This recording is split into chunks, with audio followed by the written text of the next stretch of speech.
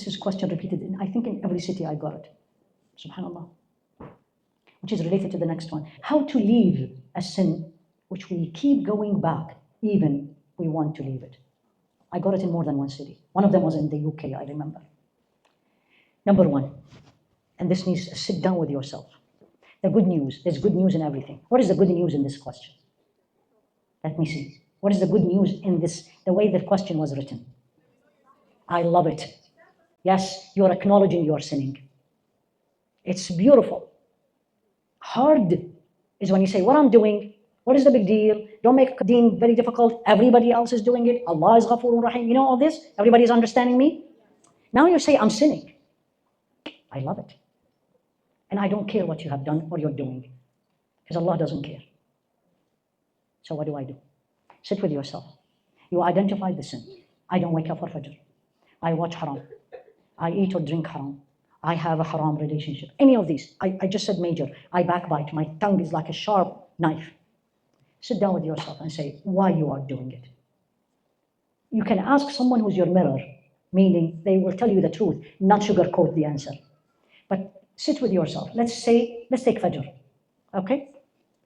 I don't know how you wake up for Fajr here. Oh, what was it this morning? Allah, I don't know. I was like, what is this? I just slept, Ya Rabbi. Honestly, I was telling my friends, I'm not coming back in the summer. I'm not. No, I'm not sleeping. I have this anxiety. Right? Anyway, let's say it's in the winter. Right? Because this is challenging. But let's say in the winter and Fajr is 5 o'clock. Or 6. I mean, sometimes comes at 6. So this is not impossible, not very challenging. Why you are not waking up for Fajr? I'll give you a couple of scenarios. Again, I don't know who asked, but this was one of the voted. What are you doing before you go to bed? Number one, are you sinning? Are you sinning? Watching haram, listening to haram, saying haram, sharing haram. Every sin will lead to another sin. Every sin leads to another sin. So now I identify the reason. It's the company. It's my friends. So come to the Fajr, turn off your phone by 10 p.m. Off. Friends, pull out. Most of the sins, if not all of the sins, and correct me if I'm wrong, is by choice, right? No one pushed you or forced you to do this or that. Am I correct?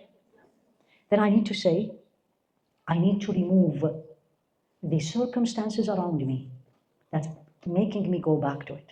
Meaning, give you an example in medicine. When you ask somebody who smokes, how old you were when you were smoking, usually they will tell you 14 or 15, right? And you say, why is that? Because all my friends are smoking. Fine. Then they say, Alhamdulillah, I stopped for 10 years. Wow, mashallah. But then I went back. And immediately I said, were your friends smoking? They said, yes. Done. So you need to remove the source or the factors that's making you sin. Basically, I'll say another statement. Make the sin harder on you. Don't make sin easy. Easy. I'll give you an example. Probably by now everybody knows that. I love chocolate. And who doesn't? If you don't love chocolate, let's talk. Right? If you don't want to eat chocolate, what do? You bring chocolate in front of you and says, I'm very strong, I'm not going to eat you. What are you going to say? It's only one. Just one. Right? Maybe I don't like it. It looks like it's a dark chocolate. You put it in your mouth. And where is the next one? So what do? Don't buy chocolate. And when someone gives you chocolate, gift it right away. So make the sin harder. Almost impossible. I hope I'm answering you. General. I can't because I don't know the more detail. Now let's assume it's becoming better, but I'm still going back. That's where the dua comes in. And you say to Allah, I am making an oath to you to take me out of this.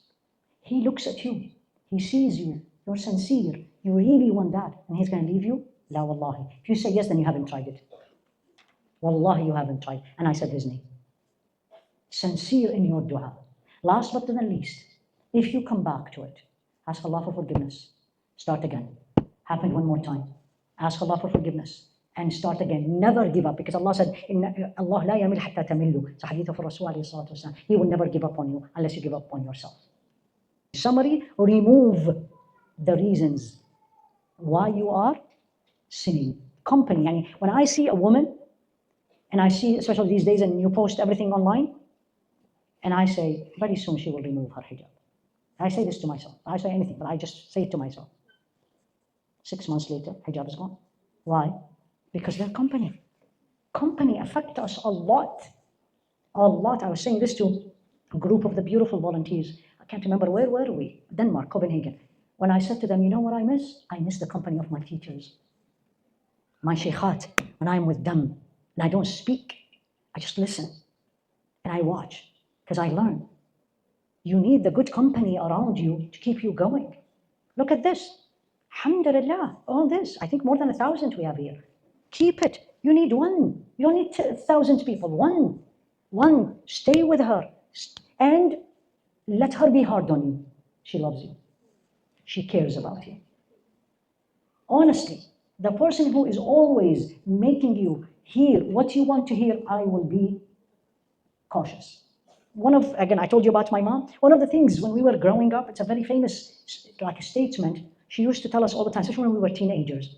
She says, follow the people who makes you cry, and don't follow the people who makes you laugh. And I was like, you're 15, what do you know? Nothing.